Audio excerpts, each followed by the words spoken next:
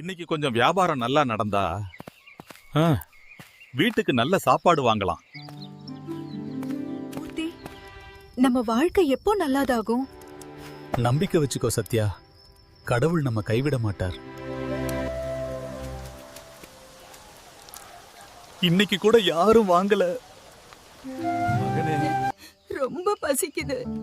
பசியோட இருக்கிறவங்க முன்னாடி பணம் எதுக்கம்மா? இத எடுத்துக்கோங்க.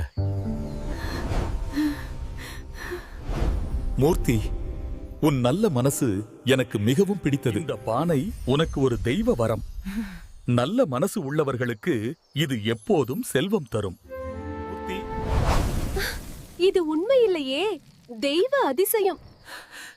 கடவுள் நம்ம மறக்கல சத்யா. இந்த வரம் எனக்காக மட்டும் இல்ல, நம்ம கிராமத்துல எல்லாருக்காக.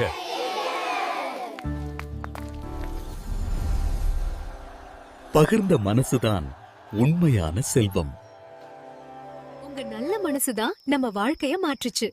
நல்லது செய்தா கடவுள் எப்போதும் நம்ம கூட இருப்பார். நல்ல மனசு கொண்டவரை கடவுள் எப்போதும் கைவிட மாட்டார். பகிர்ந்த செல்வமே உண்மையான செல்வம். ம்.